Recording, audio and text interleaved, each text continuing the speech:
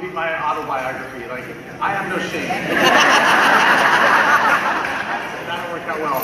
Well, now we have time to not go deep into, but spend a little bit of time talking about emotion in vocal music. And I know Tom was here, and he's a fantastic guy.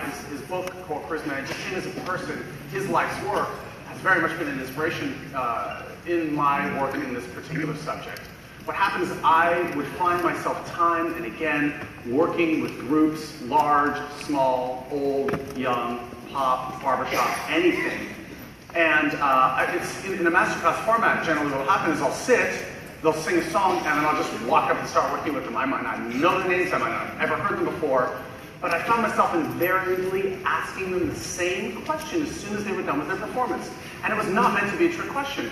They'd finish singing, I'd say, it's a great job, it's really wonderful. Before we get started, I just want to ask you guys, what does this song mean? Why are you singing it? And I would, the vast majority of the time, be met with a blank stare. And I don't mean it like, I wasn't trying to put them on the spot, but I wanted to know what they're trying to do, so we had a thesis for me to base everything I'm working on them with. Where their hands move, how their faces should be, if the chord should swell here, all of that really needs to be anchored by the emotion of the song, right? Because ultimately, when you go to hear performance, you want it to be technically good, but you're not going because of the technical aspects of it. You can probably all think of many different creative and artistic forms that you respect, but that you don't love. And without the love there, you're not going to buy tickets for them.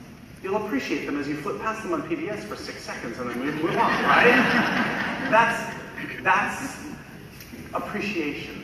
And we don't want people to appreciate barbershop. We want people to love barbershop.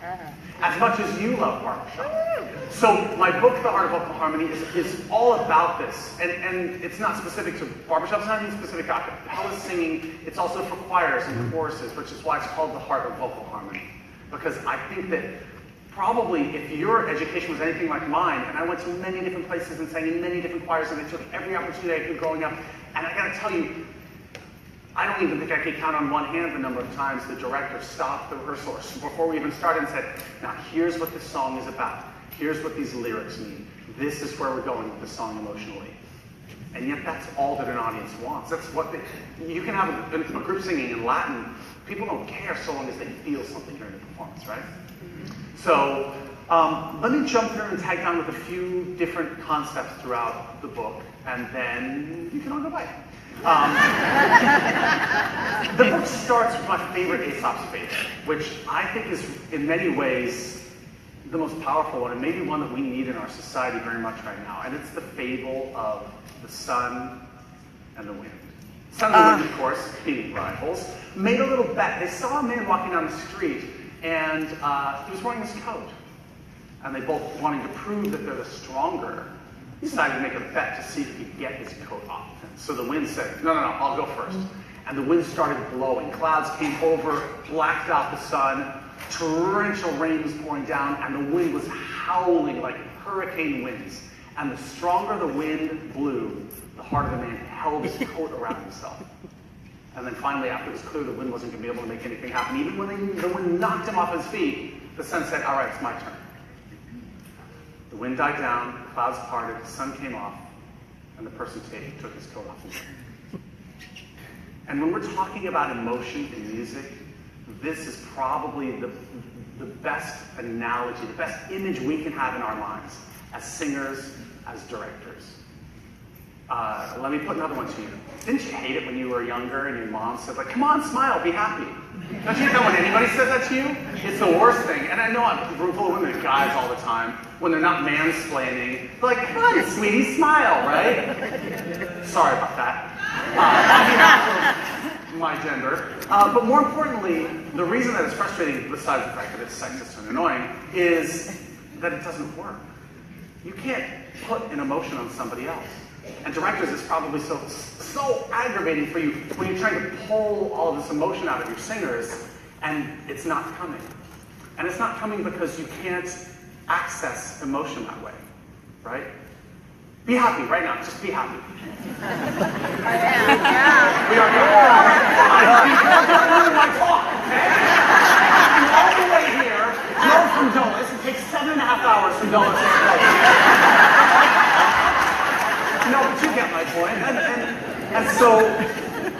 And so there's a way, but it's a different way. And it's not always the direct path that gets you to the place that you want to go. But here's the other piece of it.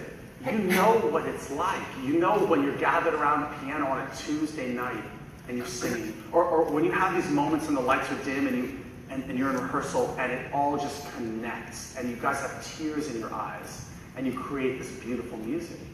And then you get up on stage Saturday night and it's not there. So you know you have it. It's about finding a way to access it consistently. It's about performing with consistent emotional expression. That's the thing we all need. That's the thing vocal music needs in general. That's the thing classical choirs need. They stand up on stage with what I call riser disease, which is every person on stage thinks no one's really looking at me, so who cares? And they're just staring at the music, or they're just standing there just making sound. They're sound-producing machines. But frankly, that's no more interesting to people than vocal synchronization. It's like synchronized swimming. It's like an Olympic event where you're using your voice to like, oh look what we can do. And there's nothing going on here, right? Okay, so we realize and acknowledge the need for there to be emotion in performances, but there also needs to be a singularity of emotion, right? It doesn't work for you to have a quartet or risers full of people and have one person bitterly singing a song and the other person really happy about it, and right? That's the real challenge of emotion and vocal harmony. And in a way, I think it's the most challenging of all forms of emotional expression, because there's really only one other artistic form that has emotion at the forefront, and that's acting. But when people are acting, they never have to all be the same at the same time. If you have a family around the dinner table, each person's in their own character, and they can play the scene their own way. When we're getting up on stage and we're trying to sing in synchronization and present a unified emotional expression, it's almost like getting 14 or 50 Hamlets up on stage and delivering to be or not to be, not only in perfect rhythm with each other, but with the same inflection and the same feeling. That's tough. And I have to ask myself also, like, why are we here in the 21st century and there haven't been 700 books written about this? That's why I was like, come on, it's like Tom and I were like, hey guys, this is so important to what we do. So, another thing to think about is instrumental music doesn't have this problem because for the most part, instrumental music doesn't need it or doesn't care. You go and see an orchestra, you don't look at the oboist. You're not looking at the oboist's face. You probably can't see the oboist. And he's probably back there like bitter and like 4 notes in this stupid thing, right? And the flutist is like, I'm getting pizza for this, right? But you don't feel that. They're all making the sound the way the conductor and director, and you don't even see the director. Director's back is to the audience, right? But with vocal music, it's different. It's compelling, it's almost overwhelming when you have nothing but faces up here. No giant screens like at a YouTube concert, no AC/DC flame pots, no Left Shark Katy Perry dancers, right? It's just people. And that makes every single face matter so much more. In fact, if you're seeing the Rolling Stones up here, Mick Jagger's doing his thing, right? And then back here, Keith Richards, he's playing his guitar. You've got your drummer with no expression whatsoever, and it doesn't matter because everybody's looking at Mick Jagger. He is the emotional conduit for the group. But imagine Mick Jagger singing with an a cappella group and Mick Jagger up here running around and all the singers having dead faces. It would be like The Walking Dead. Right? You see how we have this much greater burden, this higher challenge. But, as you all know, when it clicks, when it happens, the power of vocal harmony is more uplifting, more engaging, more life-changing than any other form of music. There's a reason that church music is based around vocal harmony. There's a reason the word a cappella comes out of the church in the chapel style. Because if you want to feel spirituality, it's going to come from here and here. And it also works in so many other settings. You go throughout music history, as I was saying, the reason a cappella is because people come together and they connect and they commune. So we know that the power is there. We know that it can happen, but how do we make it happen with great consistency? Well, the first thing that we need to know and that you need to have is a measure of harmony within your own groups. within your choir, within your chorus. The nature, the mood, the feeling of that chorus needs to be like a good marriage. There needs to be a safe space where people are able, like Aesop's son, to open up, right? A director who is stern and dictatorial, who demands, who tells people what they need to do for that person, is creating a different kind of experience. It's like a parent-child relationship. You have to do this now. Come on, guys. Be happy, right? What's better is to create an environment within your chorus, within your quartet, where every single person is able to express themselves. They feel open, they feel free. And I mention this not because I know that you're intentionally trying to not do that. It's just that many of the choirs I was in growing up, many of the things that we as directors learn is you need to rule with a strong hand, an iron fist. You need to tell people where they need to be and what they need to do. And yet nobody goes to a concert for the tuning. So if we're undermining this ability for people to feel comfortable and be open on stage, and it's tough, it's scary, just so that we get better tuning, we're working at cross purposes with ourselves.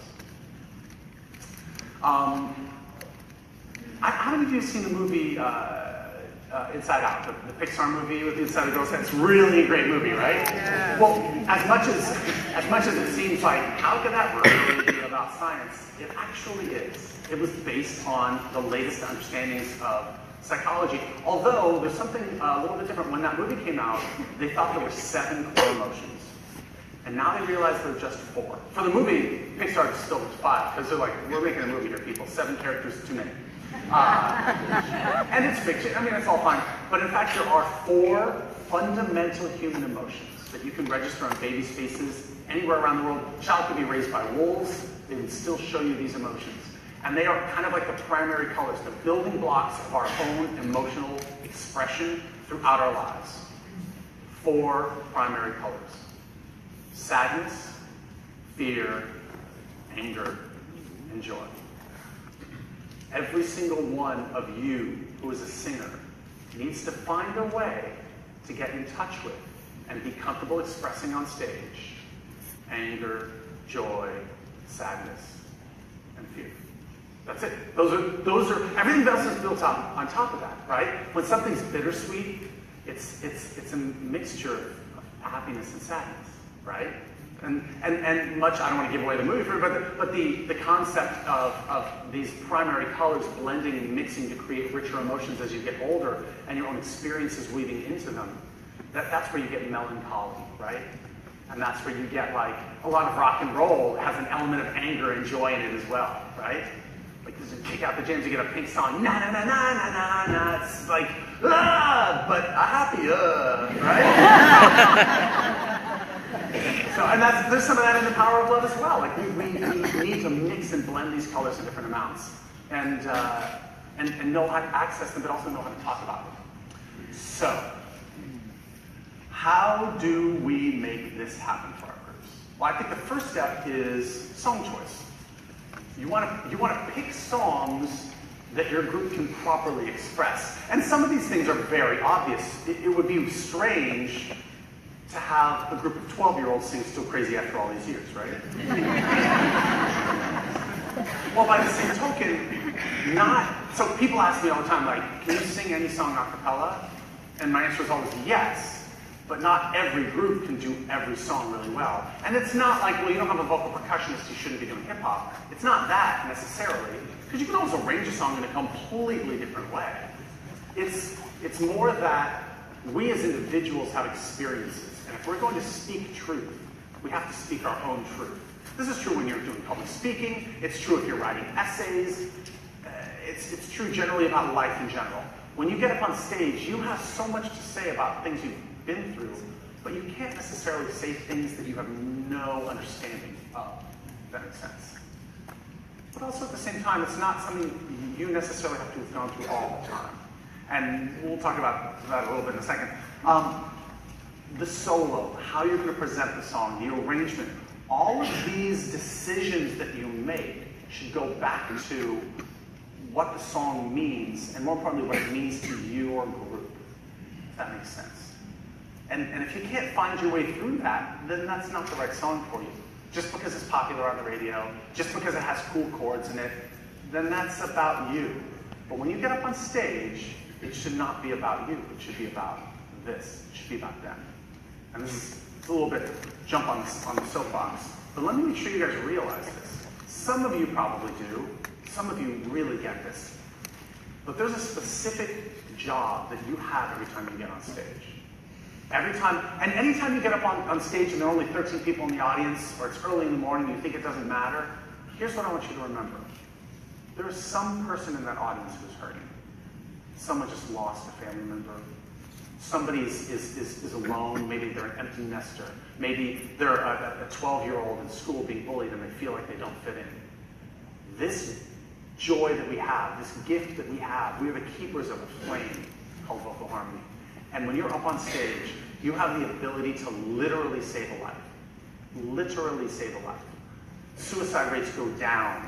School engagement goes way up. Grades go up. Happiness goes up. People do far better throughout education if they are making music in school. This is not an opinion. This is scientifically proven.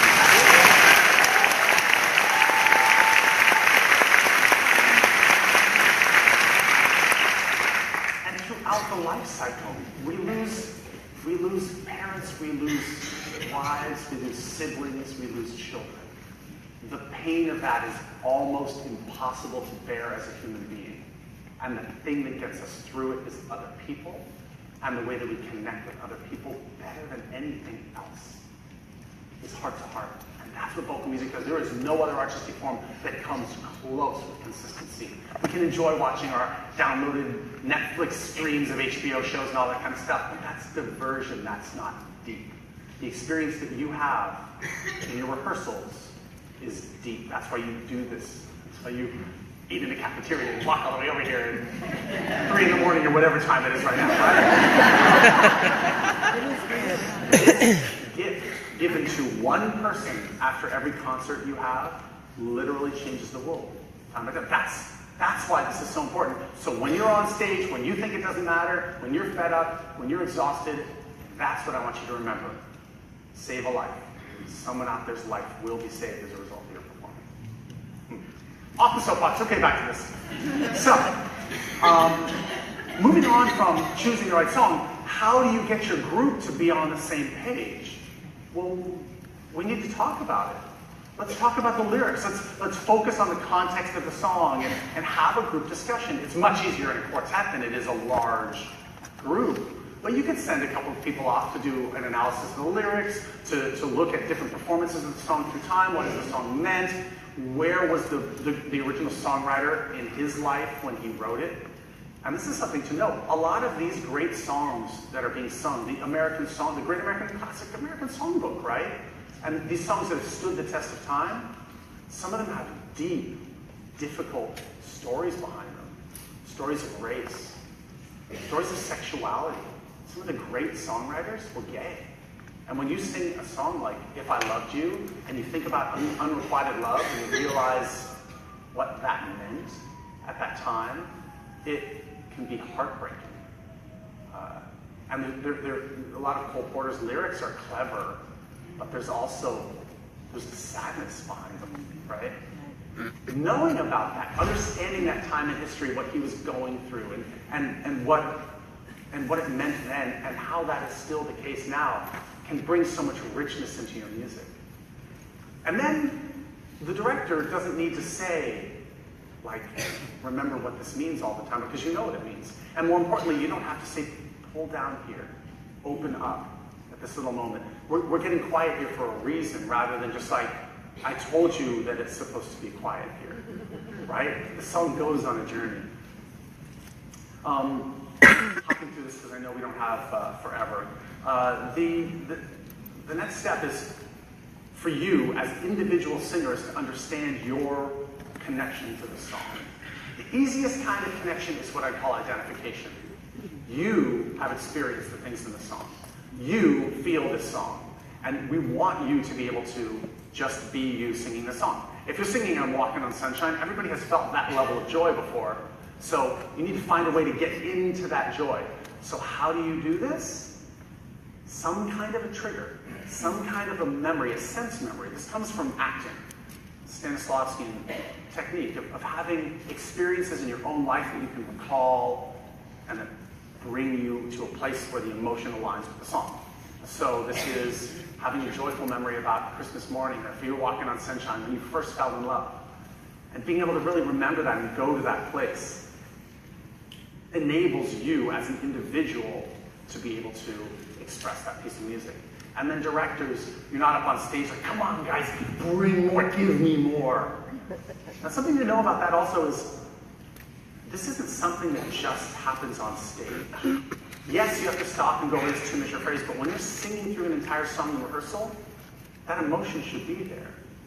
Otherwise, you're exercising the wrong muscle. You're almost exercising the muscle of autopilot, of coming up and performing time and time again with no emotion. And then you get on stage and like, okay guys, now it's time to be emotional. How? Right? So there's no more, you're done. Let's just run it from the top. Those words don't exist anymore. Right? And directors like, okay guys, for me, like let's make it, no. The singers sing for themselves. They sing their own truth and they express it. So, you can talk about these songs, distill it down to a short phrase, something that really encapsulates what you're doing with this song. You know, a quiet Sunday morning, first love, whatever it is. And you use that to help yourself and get the group get into the right space. And then when you sing it in rehearsal, 50 times you've sung it with emotion. And those 50 times exercise the correct muscle so that when you come up on stage and there are people out there, it's a cakewalk. And every single face is alive. And every single person is telling their own story. That's where the magic happens. And that's where a chorus of amateur singers is able to make the world a much better, much brighter place because they're singing with truth. And let me make sure that I disabuse you of a particular notion. Because some of you may think, look, I'm not a professional singer. I don't really, I get up on stage, I just kind of have fun, I just kind of do my thing. The word amateur comes from the root, the French root amour, to love. And I've seen many amateur groups that I would far prefer over professional musicians. When I was in college, I saw Stevie Wonder. I love Stevie Wonder's music. I have all of his albums up to that point, and he sang all of the hits, and the whole place was up on its feet dancing, but I could see his face, and maybe he was having a bad night, and we're all allowed to do that. He was kind of burned out, and I wasn't feeling it. But then you go and you see some young singers who just love to sing, and your heart swells. You have the ability, when you perform, to be better than Stevie Wonder. When you are singing, I know it sounds crazy. You're not gonna sing like him, but if you connect with that person in the audience, you save that life. It's more powerful than the Stevie Wonder concert. I'm just saying.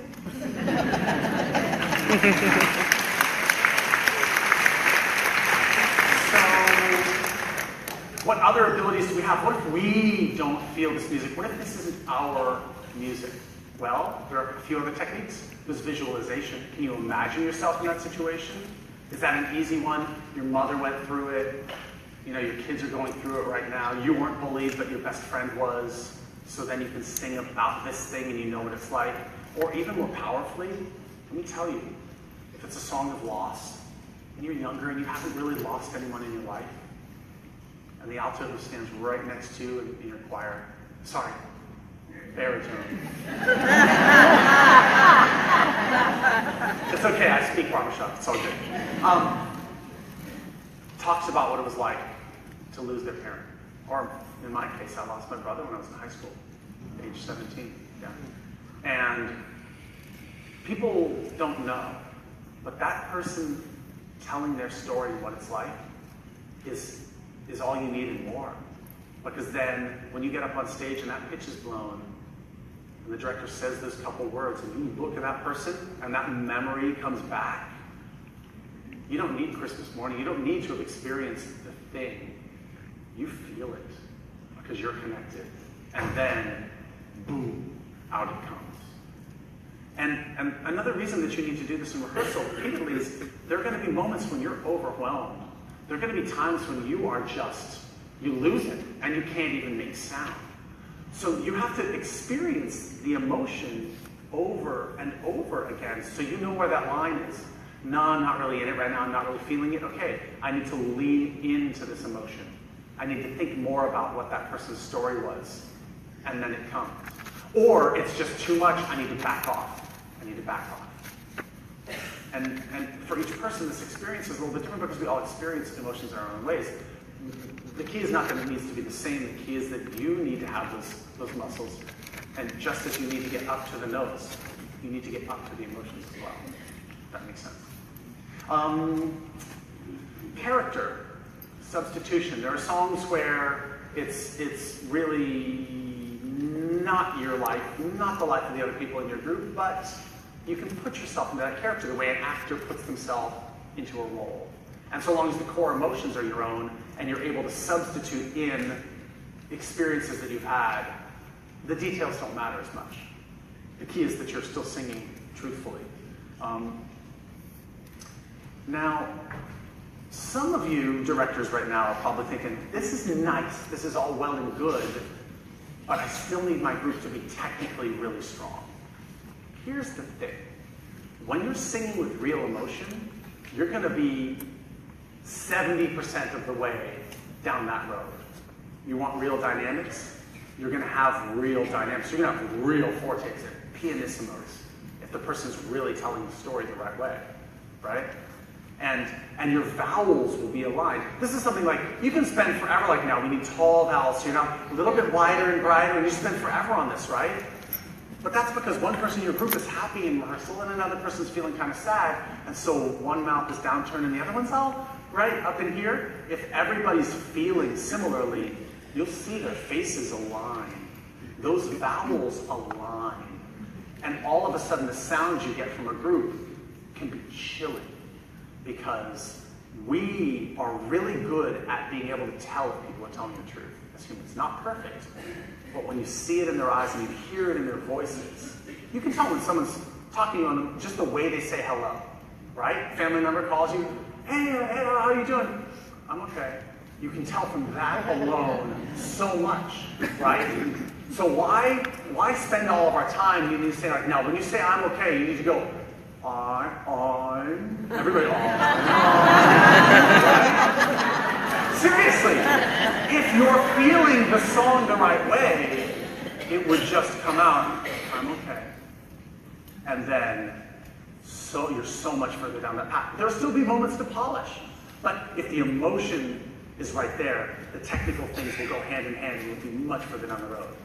And more importantly, let me tell you in the sing-off, my favorite comment any judge made any time was Ben Folds, season 1, episode 1, my old college group, the Tufts Beelzebubs, came out on stage, sang Magical Mystery Tour, made a van out of their bodies, ran around like a bunch of fools.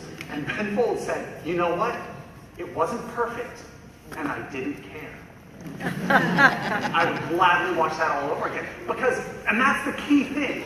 When we judge art, when we judge music or movies or whatever, we first and foremost experience. We are experiencing human beings. We have our own emotions. And if we love something, if it comes across and hits us, the judging is gone. Oh, I love that. Then, even if it's technically perfect, but we didn't love it, then we start to pick it apart, right? So I'm just letting you know, you guys, this is not even a judging thing, but it will affect judging as well. More importantly, it'll affect those lives you're going to say. If you are making music that has truth in it, and it's powerful, then, boom, it will go right to their hearts. And I'm remembering a few years ago when I was in San Diego and I was working with the Sweet Adeline Quartet. And they're lovely. And they came up on stage and they sang You Are My Sunshine. This is a little video that's online if some of you haven't seen it. I told them, I said, like, that sounds really pretty, but I don't care. And more importantly, it seems like you don't care. Like, you're just producing sound. And I said, we need this song to mean something. And one of the singers said, really? No, she said, like, really, are we going to do this? And I was like, we're going to do this right now. And she said, okay. Last year I lost my husband to suicide. And he was my sunshine. I still get chills thinking about this. The whole room was just like, boom. Right? And they were all right there for it, because they all knew the story. And then they sang it, and it was riveting. It was powerful. They're amateur singers with the best performance I heard all that year. Because we were all just drinking from the fire hose of truth and honesty and emotion and human experience. And that is what we yearn for. That is what we long for and hope for every time we click on a new YouTube video, every time we download something and watch this movie or we listen to a new piece of music. We're yearning for that connection with other people and the emotions where it comes from. And now, since I need to jump around a little bit so we get all this done, let me talk about bravery. Let me talk about what that means in our society. Yes, there is bravery in the Middle East when we have troops go over there and risk their lives for each other. Yes, we have this idea that bravery involves swords and dragons. But our lives are not filled with swords and dragons, right? We're not disarming bombs on the side of the road. And there's a great deal of bravery that happens in our own lives. And when it comes to music on stage, the bravery from you and your choirs are going to be the people who are comfortable and honest and willing to open up first, right? There are going to be tough songs, tough discussions you have as a group about these songs. Those people who step forward, because it's going to be the big line, you get 120 people in your choir. Okay, guys, let's really sing this. And then someone's going to step forward. And they're going to say something. And they're going to sing with real honesty. And you're going to see real bravery in our time, because that is so hard to do. And we support each other as a chorus, but it's so easy to get catty. It's so easy to judge. And that can turn the room like this. So you guys need to be right there beside the person. Boom, me too. Right? That's how these songs become real. That's how these choirs become meaningful and open and honest. That's how your music goes from, oh, that was nice, to, wow. And nice is not the compliment you ever want to get from anyone. It isn't. It's like grandma seeing you when you were 8 years old in your school play, right? You want it to just be like afterwards, if people just say, I have no idea. I had no idea what you do. You told me about this chorus that you're in, and it's, wow, right? There's only one person who can make that experience happen. It's not the audience member. They come in and they sit. They're spending their time there. They're doing you a favor by showing up because they think you're having a little hobby. Like, right? It's almost like model train. It's like, oh, I heard you do this thing where so you build little people and you have the little choo-choo train go by. That's nice. Like, oh, and then you have this thing where you guys get together and you put on some outfits and you sing songs from when? Right? And so they're like, okay, I'll come and hear you. And I've heard at the barbershop, I saw that Jimmy found this fry thing. It's kind of funny. Is that what you do? You know? And then boom, true colors, right? And the harmonies can be beautiful, but then if people feel that, oh, that's what this is all about. And I don't just mean this book, I mean this, our time on earth. Whatever it means, wherever we are, whyever we believe we're here, we know we need to make this world better for us. And I know you guys know this. I'm just trying to remind you in a way that you have access, specific access to making rehearsals better, to making performances better, to making every time you sing a song better, to making your experience with the other people in your group so deep and powerful and meaningful and compelling, so that our numbers grow, so that our societies grow, so that the young people and the old people out there realize that this yearning that they have, this feeling of disconnection, when they come home after a long day at work and they just plop down on the couch and they sit in front of a screen, why do I feel something missing from my life? You're missing what we always had, gathering with our neighbors, with our friends, connecting, right? But it's not going to happen if you're focused on overtones. Honestly, it's not going to happen if you're focused on vowel matching, and that's the thing that you think about when you come up on stage. Ooh, in the bridge, I've got to really make sure that I lean in, my hands go up, or whatever. If you're thinking about the technical aspects of performing while you're performing, it'd be like Dr. Martin Luther King Jr. thinking about the grammar of the I Have a Dream speech while he's delivering it. You got nothing there. pronunciate. It's like anything. I have a dream. Period. A dream that, oh, my voice should go up here, right? Nothing. It has to come from you. So, we're over time, which is what happens. But I just want, let me leave you with one last thought. This isn't easy. It's like a marriage. This isn't always going to go smoothly. There are going to be times when you break down in rehearsal or someone else breaks down. There are going to be times when you feel uncomfortable. There are going to be times when you're squirming in your seat. There are going to be times when, as a director, you're lost. There are going to be times when, as a singer, you're frustrated. But if that's how you feel, then you're doing it right. Right? If you're bored, then you're not doing it right. That should be your calibration. Put yourself completely in.